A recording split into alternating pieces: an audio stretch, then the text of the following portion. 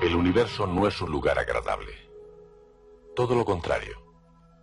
Es un entorno en general hostil hacia la vida, según lo entendemos, con haces intensos de rayos y partículas, así como con rocas meteóricas atravesando el vacío infinito.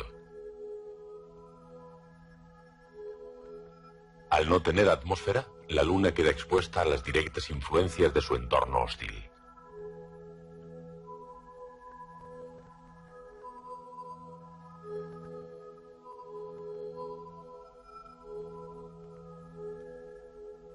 Su superficie está cubierta de miles de cráteres de diferentes tamaños y formas que surgieron por la colisión de meteoritos. Podemos ver en las rocas recogidas en la Luna evidencia de la dureza de este entorno.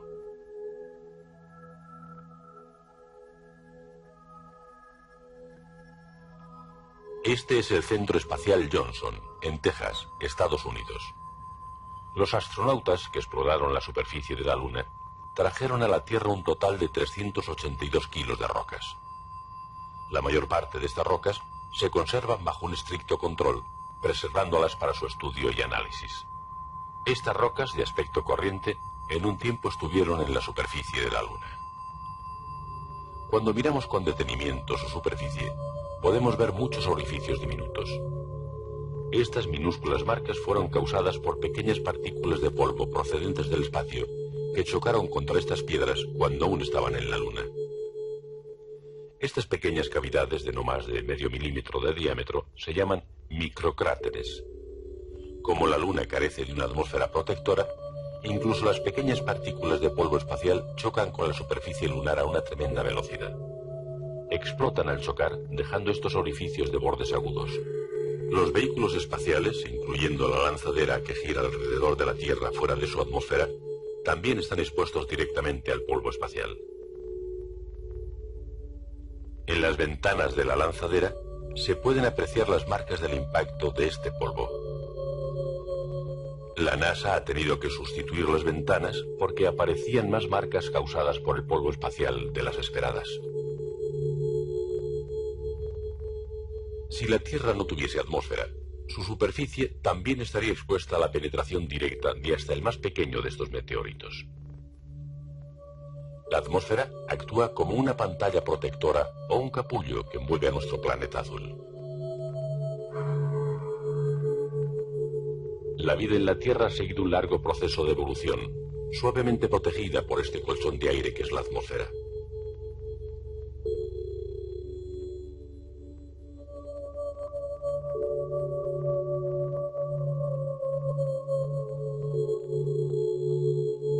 La nave lanzada es una rápida atmósfera terrestre minutos, atravesando capas espacio.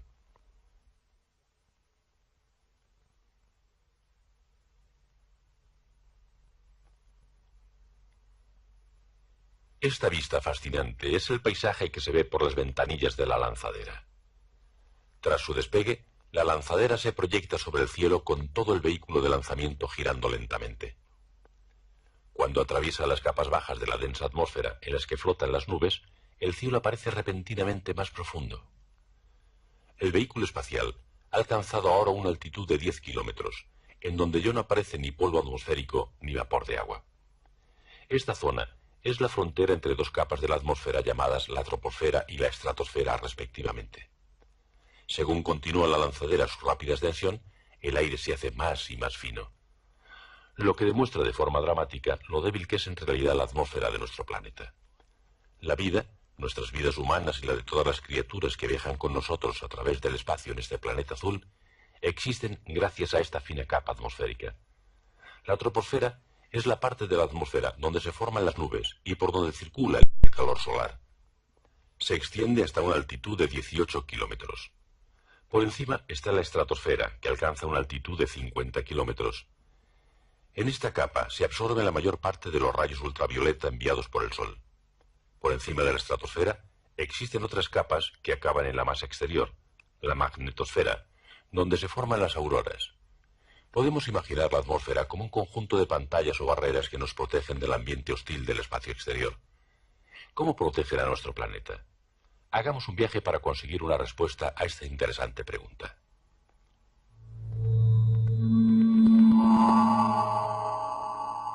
El sol naciente nos encuentra muy cerca del Ecuador, en una diminuta isla en medio del Océano Pacífico, la isla Tarawa.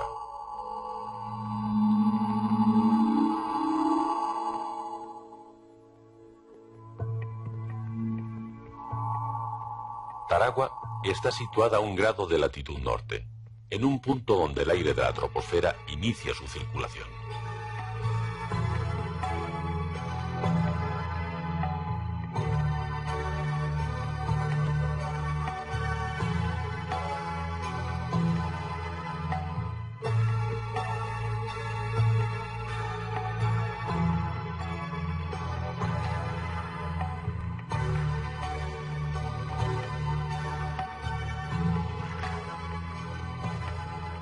Tarawa, olvidando épocas de guerra, parece ser un paraíso de sol y mar, blanca arena y el suave contorneo de las palmeras bajo los vientos tropicales. Tarawa es una isla de coral, una de las muchas que existen en el medio del Pacífico. El escritor británico Sir Arthur Conan Doyle llamó a estas islas collar de perlas flotando en el mar.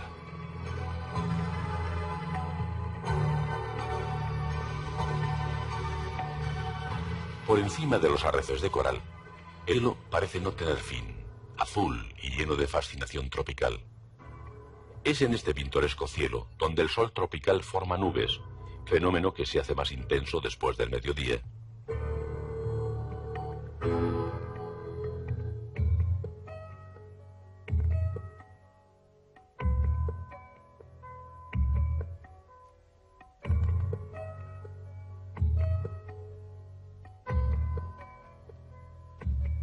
El agua del mar, calentada por el ardiente sol tropical, se evapora de forma muy rápida. Este aire cálido, con su carga de humedad, se eleva como un globo al irse calentando por el sol.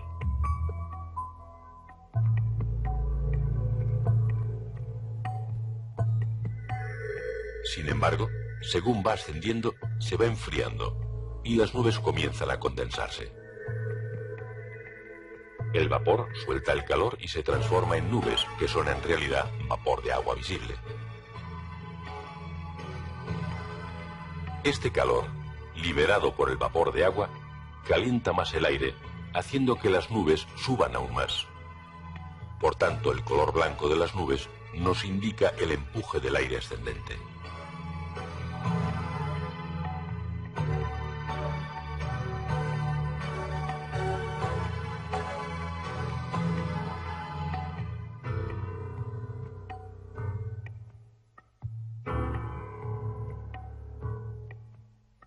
En poco tiempo las nubes no pueden ya sostener la humedad, que se transforma en lluvia que vuelve al océano. Las nubes cargadas de lluvia se mantienen flotando por encima del mar.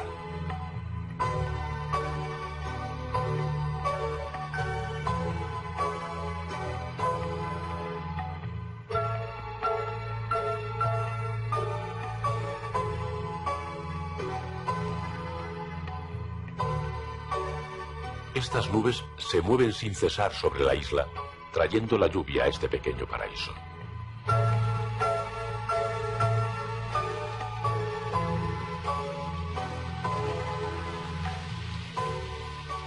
El agua que se evapora a causa del calor solar forma nubes y finalmente vuelve a la tierra después de desprenderse de su calor.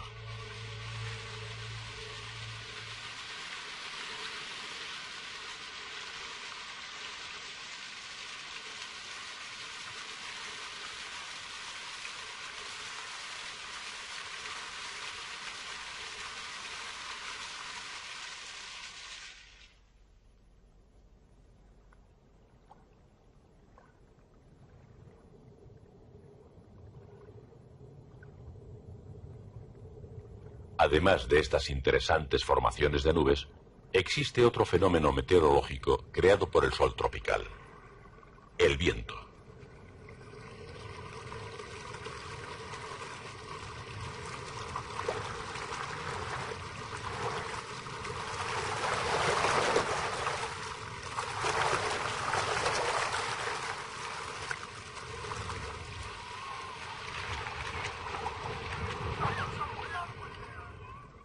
El calor producido por los rayos del sol tropical hace ascender el aire, que a su vez crea un viento que rellena el espacio dejado por el aire ascendente. Siempre sopla viento sobre las islas, lo que hace que sus gentes sean verdaderos maestros en el arte de las cometas.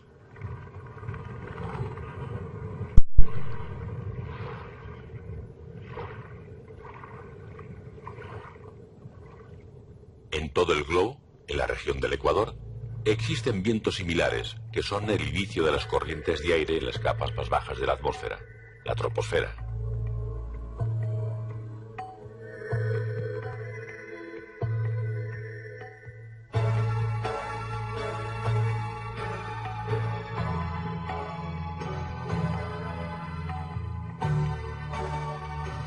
Esta es otra de las perlas volcánicas que salpican el Océano Pacífico. Ponape, situada a 7 grados de latitud norte. Esta isla es también famosa por sus abundantes lluvias. El viento que sopla sobre el Océano Pacífico se desliza sobre la pendiente de la isla con un chorro continuo.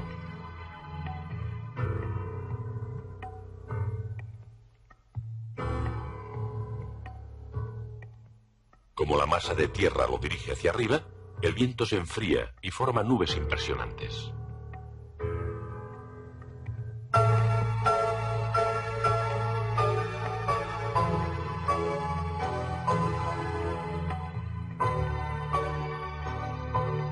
Es la brusca pendiente que forma la isla con el mar lo que empuja el aire hacia arriba y contribuye a la continua formación de nubes como olas de espuma.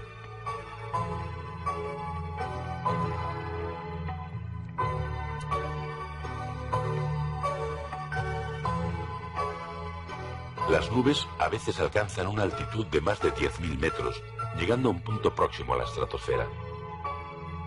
Cuando llegan a estas capas altas pierden su empuje y se extienden horizontalmente.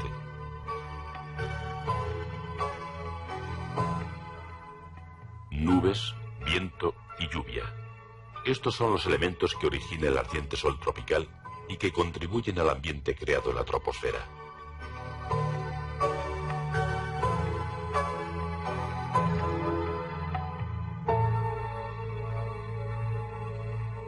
Esta imagen ha sido conseguida a través de fotos de nubes tomadas durante 5 días a principios de julio.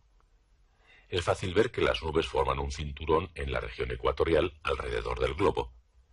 Esto muestra cómo se están formando nubes constantemente alrededor del Ecuador, siguiendo el proceso que hemos visto de forma tan clara en las islas tropicales del Pacífico.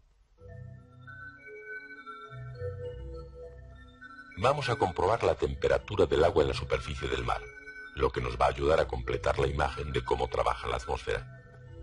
Estos datos fueron obtenidos por un satélite. Como esperábamos, las regiones de color rojo y amarillo, que indican una cálida temperatura del mar, aparecen sobre la región ecuatorial.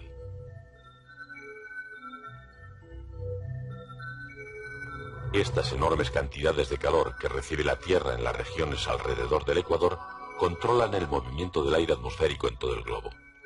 Y lo mismo alrededor de todo el planeta. El aire se calienta por la acción del sol y asciende sobre los cálidos mares de las regiones ecuatoriales. Se eleva lo suficiente hasta que se enfría y forma nubes, y sigue extendiendo para luego desprenderse de la humedad en lluvia. El aire, sin vapor de agua, se mueve en la capa superior de la troposfera y desciende sobre las regiones situadas a 30 grados al norte y sur del Ecuador. Esta circulación es la más potente de todas las corrientes de aire del globo y constituye la fuerza de empuje de todas las corrientes de aire en la troposfera. En la región del Ecuador se están formando nubes constantemente, que luego circulan hacia el norte y hacia el sur. De esta manera, el calor tropical se distribuye por todo el planeta en grados diferentes, mediante la circulación del aire.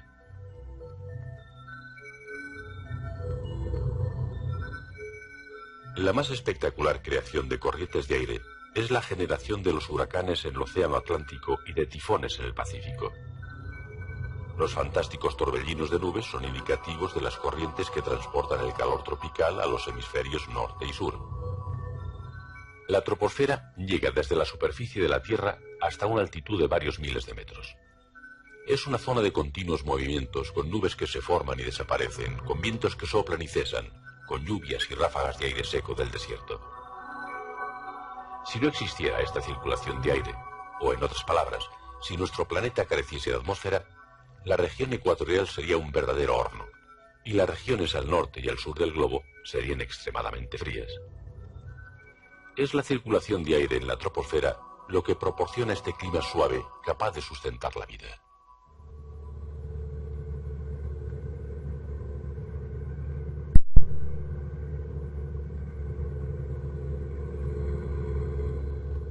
¿Cómo sería la vida sin los beneficios que le proporciona la troposfera de nuestro planeta? Hemos viajado a los Andes para descubrirlo. Aquí, al pie del Nevado Illimani y el Alto de La Paz, está enclavada La Paz, capital de Bolivia. La Paz es la capital a mayor altura del globo. Es una gran ciudad que se extiende a lo largo de este valle andino y que alcanza alturas entre los 3.200 y los 4.000 metros. La población de este lugar, rodeado de montañas y con una atmósfera enrarecida, es de cerca de 1 millón de habitantes. El aire es notablemente ligero aquí, en la capital de Bolivia, lo que nos recuerda lo importante que es el aire para los seres vivos.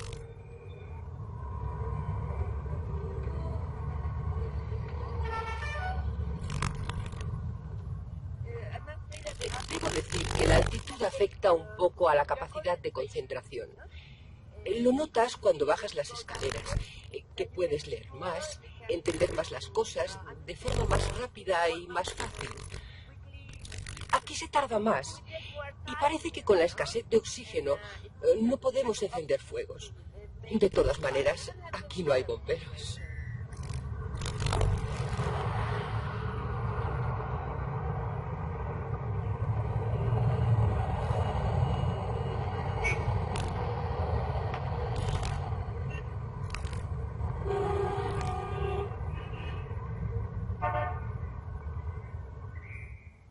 En la más alta pendiente del Valle de la Paz existe un barrio de pequeñas casas.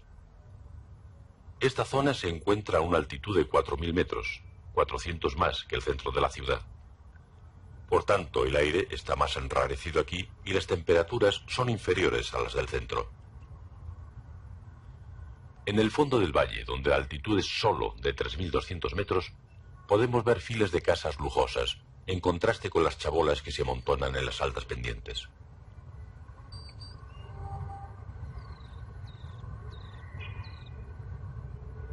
En esta población, el poder respirar un aire más denso es algo que tiene un precio.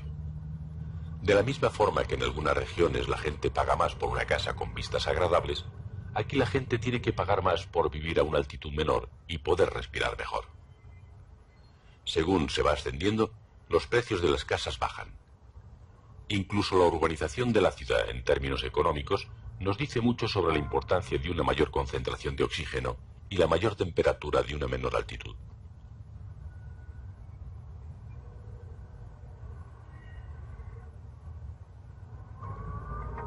Para llegar aún más alto en la estratosfera, hemos subido desde la capital hasta las montañas.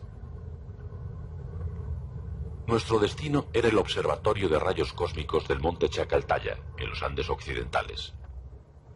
Según subíamos, notábamos cómo el color del cielo se hacía de un azul más profundo, como les ocurría a los tripulantes de la lanzadera espacial al mirar por las ventanillas durante el lanzamiento. Allí, en el Observatorio de Rayos Cósmicos de Chacaltaya, nos encontramos a una altitud de 5.200 metros, más de 1.000 por encima de las zonas más altas de La Paz. Este observatorio es el de mayor altitud del mundo de carácter permanente.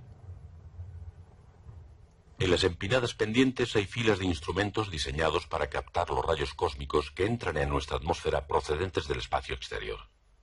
Los rayos cósmicos contienen partículas tales como los neutrinos y protones emitidos por el Sol y por otras estrellas más lejanas. Al entrar en nuestra atmósfera, son detectados por estos equipos y los científicos pueden obtener datos importantes sobre la actividad de las estrellas, incluso lejanas. Los rayos cósmicos que entran en contacto con los sensores del observatorio emiten una tenue luz. Esta luz es la que miden estos instrumentos. Existen muchos tipos de rayos cósmicos, desde los relativamente benignos infrarrojos hasta las partículas de alta velocidad. Pero en general, en el caso de una larga exposición a los rayos sin filtrar, son nocivos para la vida. A más baja altura, la espesa atmósfera absorbe la mayor parte de los rayos perjudiciales. Pero en la cima de esta montaña, la densidad del aire es inferior a la mitad de la que tiene el nivel del mar. La cantidad de rayos cósmicos que llega a esta cima es casi 4 veces mayor que la que llega a la llanura. La atmósfera nos protege a nosotros y a todos los seres vivos de estos peligrosos rayos que atraviesan el espacio sin control. Este equipo detecta la presencia de rayos cósmicos. La cima del monte Chacaltaya está sometida a una lluvia constante de rayos procedentes de lejanos cuerpos en el espacio.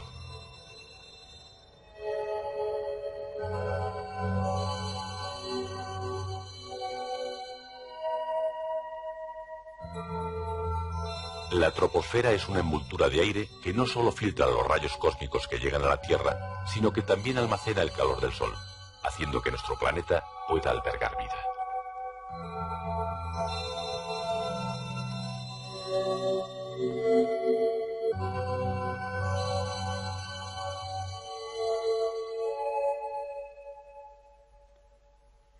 Esta imagen es una foto por rayos X de nuestro Sol.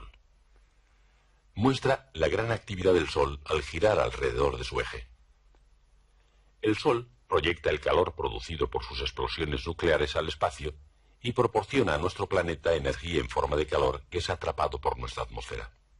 Pero el Sol no solo nos envía rayos infrarrojos y luz, sino que también envía un gran espectro de rayos peligrosos e incluso mortales. Los rayos X y los ultravioleta, que son perjudiciales para la vida, son ejemplos de este tipo de haces. En particular, los rayos ultravioleta son potentes haces de energía capaces de romper las moléculas básicas de las que se componen nuestros cuerpos. Aparte de este chorro de rayos peligrosos enviados por el Sol, podemos vivir gracias al poder de absorción de nuestra atmósfera. Pero no es la troposfera con su aire en circulación la que filtra los rayos ultravioleta. Es la estratosfera la que nos protege de ese peligro. La estratosfera es una capa de la atmósfera encima de la troposfera que se extiende entre los 10 y hasta los 50 kilómetros. Para conocer algo más sobre esta tranquila zona de nuestra atmósfera, hemos tenido que subir a mayor altura, hasta un punto al que incluso nuestro vehículo no ha podido llegar.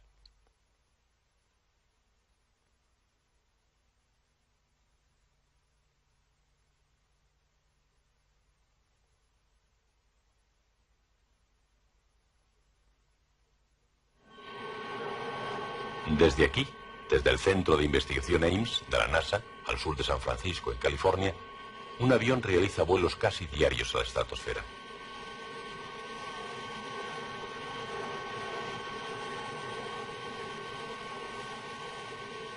El aparato empleado para esta tarea especial es el U-2, un avión diseñado originalmente como avión de reconocimiento y utilizado por los Estados Unidos como avión espía durante muchos años.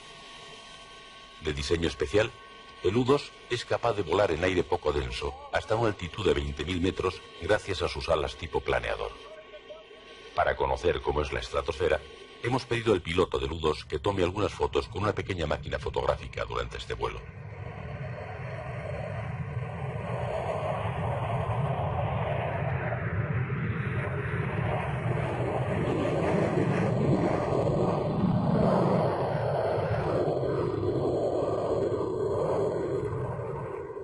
El U-2 tiene un tremendo empuje, incluso con su solo reactor, y asciende con un ángulo de 60 grados, dirigiéndose a la estratosfera.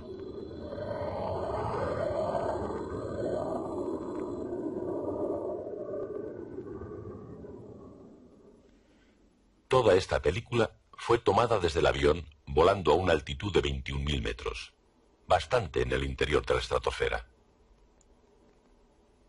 La temperatura es de 56 grados bajo cero y la presión atmosférica de solo 0,05 atmósferas. La estratosfera es una tranquila región con casi nula circulación de aire en comparación con las capas más bajas.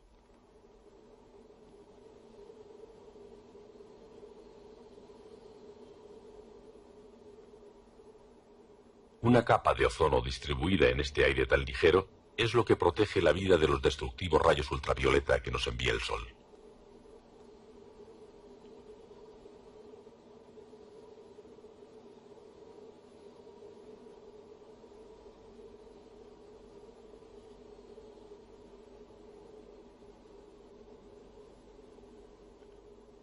Cuanto más se penetra en el espacio, más se comprende lo potente que es nuestro Sol y cómo sus rayos, tan amigables y cálidos, pueden ser peligrosos para los seres vivos. Aunque contienen una gran cantidad de rayos ultravioleta, la mayor parte son absorbidos por la capa de ozono de la estratosfera y no llegan a la Tierra. La estratosfera actúa como una pantalla protectora contra los rayos perjudiciales que proceden del espacio y que podrían hacer imposible nuestra existencia en este planeta. Los científicos creen que la atmósfera terrestre no contenía una capa de ozono durante los primeros periodos de su historia. Entonces la superficie del planeta estaba expuesta al efecto de los rayos ultravioleta del Sol. En la Tierra primigenia, por tanto, la vida en la superficie era imposible, y el único sitio donde se podía desarrollar la vida era dentro del agua, protegida de los rayos mortales. El DNA es una sustancia que almacena las enormes cantidades de datos que determinan cómo se deben formar los cuerpos de los seres vivos. Transmite las características hereditarias fundamentales de un organismo de generación en generación. Es en sí mismo la base de la vida y como tal es frágil y misterioso y destruido fácilmente por los rayos ultravioleta. Cuando en la atmósfera no existía la capa de ozono, solo gracias a la capacidad de absorción del agua se podía mantener la vida, protegiendo al DNA de los rayos destructivos del Sol. Una capa de agua de unos 10 metros es capaz de absorber totalmente los rayos ultravioleta emitidos por el Sol. Por esta razón, los científicos creen que las primeras formas de vida, la de los primitivos portadores del DNA, nacieron y se desarrollaron dentro del agua. Desde que apareció por primera vez la vida en la Tierra, los seres vivos no podían sobrevivir durante demasiado tiempo fuera del agua. El nacimiento de la vida, sin embargo, trajo cambios drásticos a la Tierra y su atmósfera. Los organismos vivos comenzaron a desprender grandes cantidades de oxígeno desde debajo del agua. El contenido de oxígeno en el agua comenzó a aumentar lentamente. Y en la atmósfera, parte de este oxígeno se convirtió en ozono, que es una molécula formada por 3 átomos de oxígeno en vez de los 2 que se combinan normalmente para formar el oxígeno respirable. El ozono de la atmósfera comenzó a absorber los rayos ultravioleta, y una vez se inició este proceso, comenzaron los grandes cambios en el desarrollo de la vida del planeta.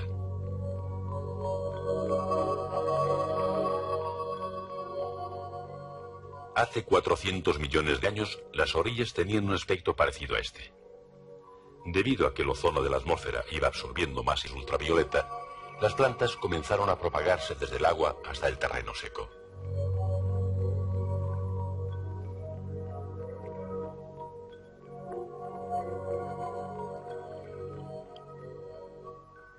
A las plantas siguieron los insectos y anfibios, originando un mundo completo de seres vivos desarrollándose en la tierra firme.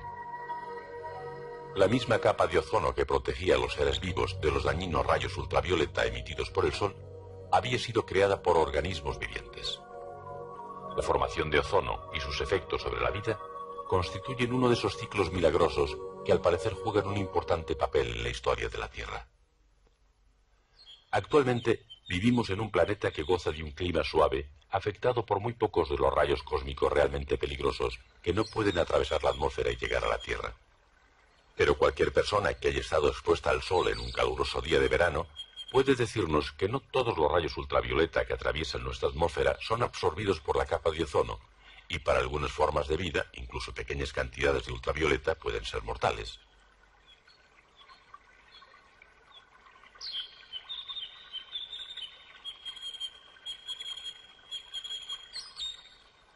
En esta toma podemos ver una colección de huevos de rana leopardo.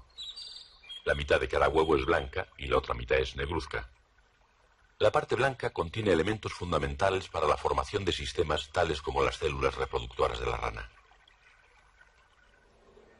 La parte oscura del huevo puede bloquear los rayos ultravioleta, pero la parte de color blanco los deja pasar.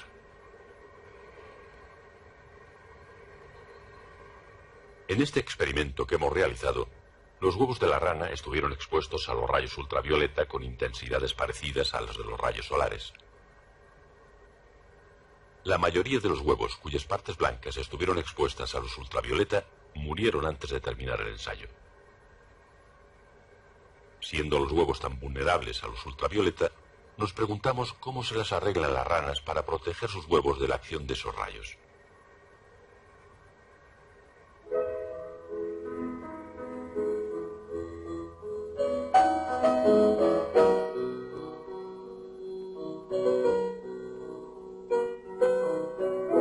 Aquí podemos ver el movimiento de los huevos después de su fertilización. Los huevos giran de forma que la parte negruzca, que puede rechazar los rayos ultravioleta, quede en la parte superior, como dando sombra a la parte blanca. Este interesante fenómeno nos muestra cómo la vida se ha adaptado para protegerse de los rayos nocivos que logran atravesar la atmósfera.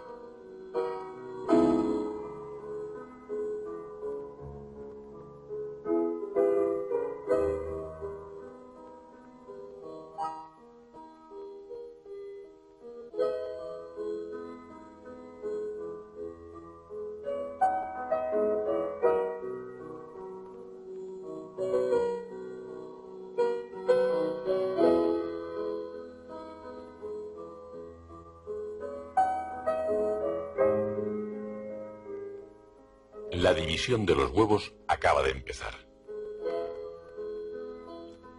Y continuará hasta que al final quede formado el complejo cuerpo del organismo vivo.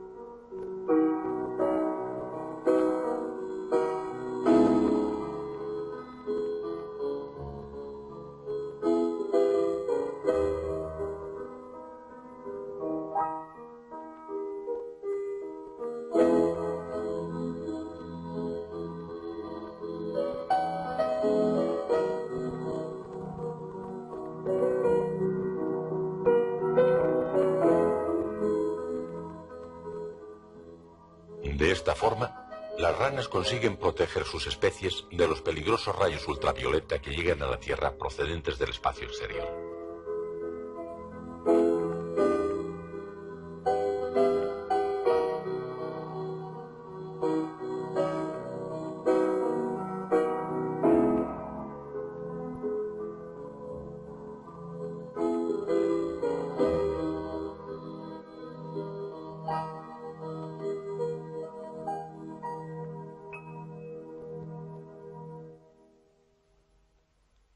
Pero estas barreras naturales contra los nocivos rayos cósmicos se encuentran en la actualidad en peligro de romperse, causando graves daños a los seres humanos y a otras formas de vida de nuestro planeta.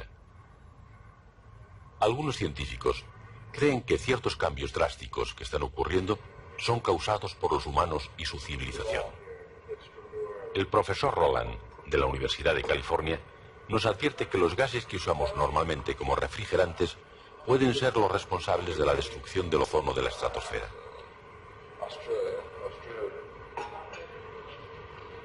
Aquí se traen desde todos los lugares del globo muestras de aire para su análisis con el objeto de determinar las concentraciones de freón, un gas utilizado comúnmente en refrigeradores y aparatos de aire acondicionado.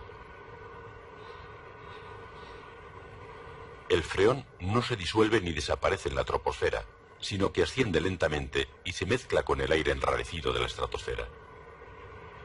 Los poderosos rayos ultravioleta que llegan casi sin control a la estratosfera rompen las moléculas de freón y generan cloro. Este rompe el ozono de la atmósfera al combinarse con él para formar otras sustancias y da lugar a una progresiva destrucción de la capa de ozono protectora. En otras palabras, las sustancias creadas por los seres humanos pueden estar destruyendo las barreras que nos protegen de los peligrosos rayos cósmicos. La concentración de gas freón está aumentando, incluso encima de la región ártica o de las islas del Pacífico, que quedan lejos de las ciudades y sus zonas de influencia. La civilización es responsable de los cambios que están ocurriendo en la atmósfera. Nos habla el profesor Roland. La capa de ozono, aunque nos proporciona protección, es en realidad muy delgada. Solo 3 de cada 10 millones de partes de la atmósfera son ozono. Es una sustancia muy rara y se está formando y destruyendo de forma continua. Es realmente muy frágil. Si pudiésemos añadir otras especies que puedan atacar a la capa de ozono, entonces podríamos fácilmente variar la cantidad de ozono en la atmósfera. La principal amenaza sobre la capa de ozono en la actualidad es la liberación de moléculas de clorofluorcarbono en la atmósfera.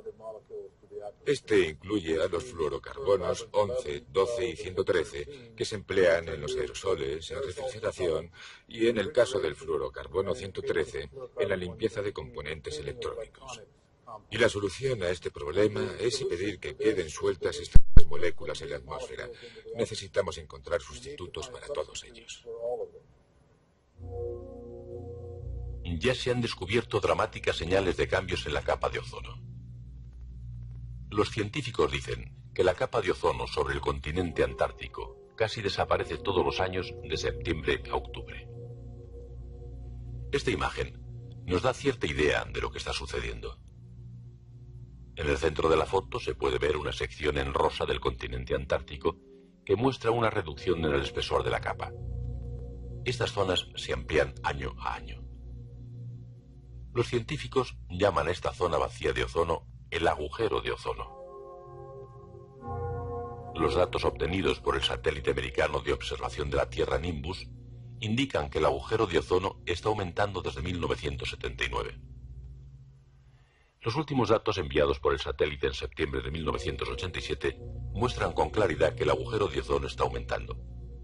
Lo que podemos estar viendo aquí es la destrucción de una de las barreras protectoras de las radiaciones nocivas procedentes del espacio, la destrucción de una de las envolturas protectoras de nuestro planeta.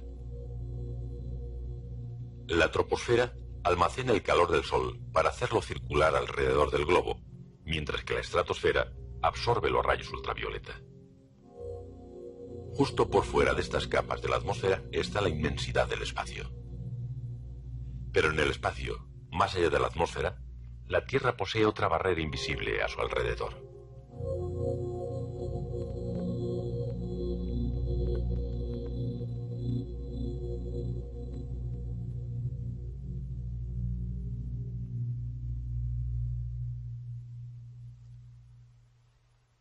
Estamos viendo un eclipse de sol y podemos observar una corona brillante como un marco blanco alrededor del disco negro que oculta al sol.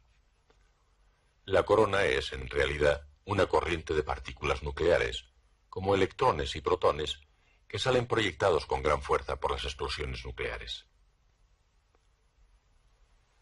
Cuando choca con la atmósfera, produce destellos de una luz fantasmal, la aurora boreal. Esta es una fotografía de la aurora boreal sobre el polo norte, tomada desde el satélite. Tiene la forma de un anillo que rodea el polo. Este es el cielo sobre el polo sur, visto desde la lanzadera espacial. De nuevo, podemos ver el brillo de la aurora a una altitud de unos 100 kilómetros.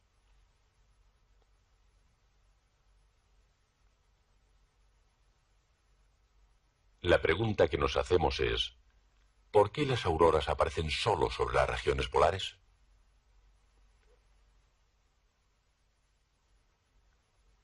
Estas imágenes nos ayudarán a explicar este interesante fenómeno.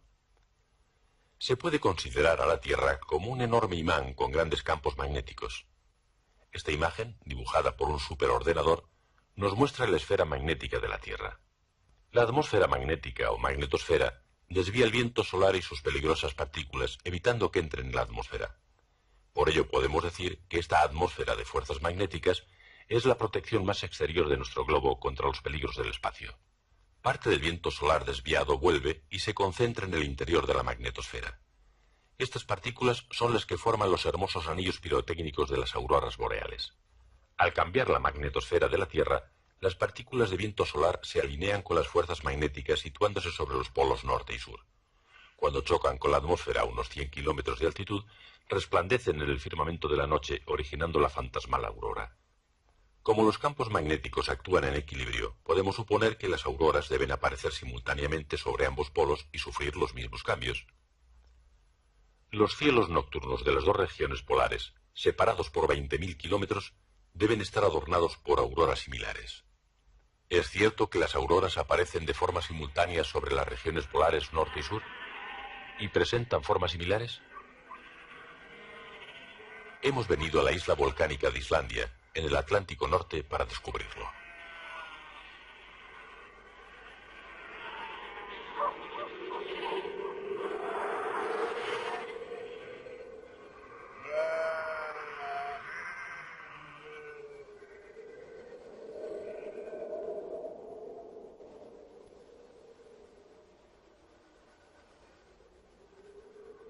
Unos científicos japoneses han montado aquí una base de observación a finales de agosto para realizar investigaciones simultáneas con un equipo similar situado en la Antártida. Van a observar las auroras en Islandia a la vez que el otro grupo lo hará en la Antártida. Islandia y la base Showa están conectadas entre sí por el mismo campo magnético. Por lo tanto, debemos esperar la simultánea aparición de las auroras sobre los dos observatorios. Esperamos que aparezca una aurora listos para filmar el cielo nocturno con una lente de ojo de pez que pueda recoger toda la imagen en una sola toma.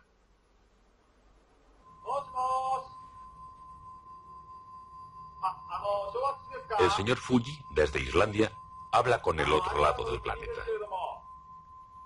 La distancia entre Islandia y la base Showa es de 16.000 kilómetros.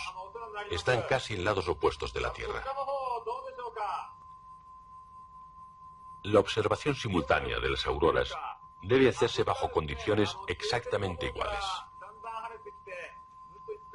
En primer lugar, este tipo de observación solo puede hacerse durante algunas semanas de marzo y septiembre, cuando las noches comienzan a la vez en las regiones del Polo Norte y Sur, ya que cuando en un polo tenemos el verano con su sol de medianoche, en el otro tenemos una noche interminable.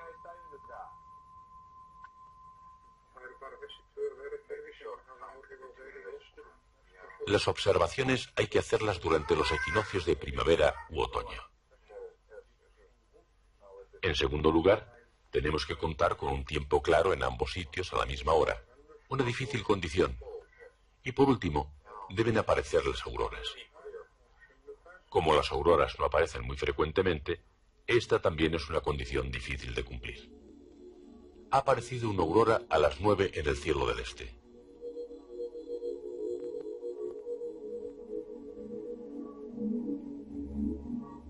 Una luz fantasmal. Una aurora se describe a menudo como una oscilante cortina de luz. En tiempos pasados se creía que las auroras eran las llamas del furor del cielo.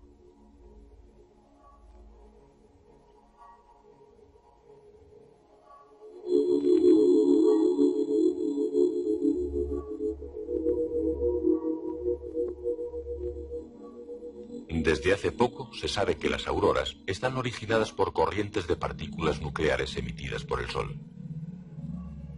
Al hacer estas observaciones simultáneas en ambas regiones polares, podemos llegar a entender algo más sobre la magnetosfera que circunda el globo. Desgraciadamente, durante el experimento, estuvo nublado en la Antártida, pero en Islandia lució una aurora espléndida en el firmamento durante bastante tiempo.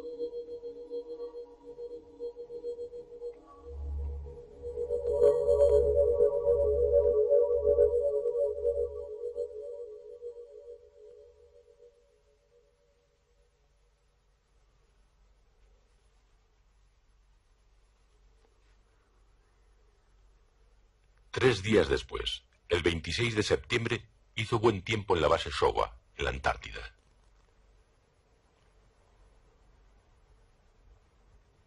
Se lanzó un cohete de observación hacia la aurora. Esta aurora fue la primera en decorar los cielos de la noche antártica en muchos días.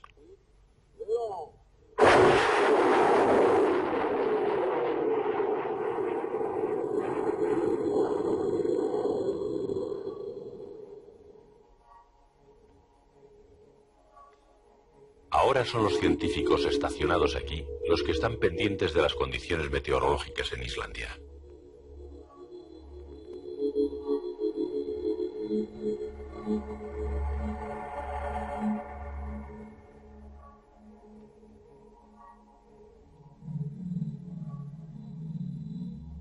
Existe una diferencia de 4 horas entre Islandia y la base Showa, pero el tiempo aquí es excelente.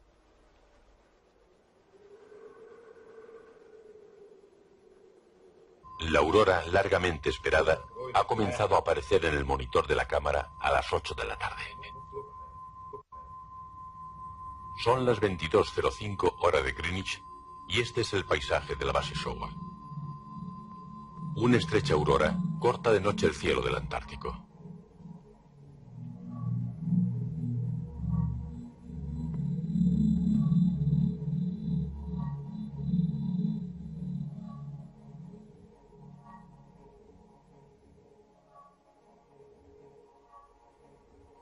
Vemos con interés que presenta la misma forma que la aurora sobre Islandia, y las dos auroras aparecen simétricamente a la izquierda y a la derecha como imágenes especulares.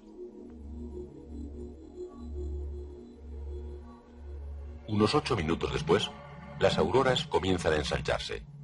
Los cambios ocurren a la vez en ambas auroras.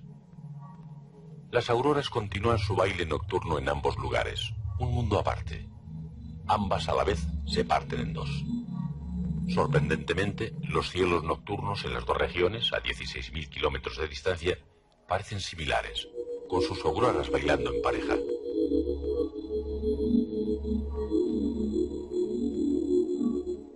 Este halo de luz es una aurora vista desde el espacio por un satélite de observación. La fantasmal belleza de la aurora demuestra que la Tierra está rodeada de una barrera invisible que protege a sus seres de las mortales partículas del viento solar.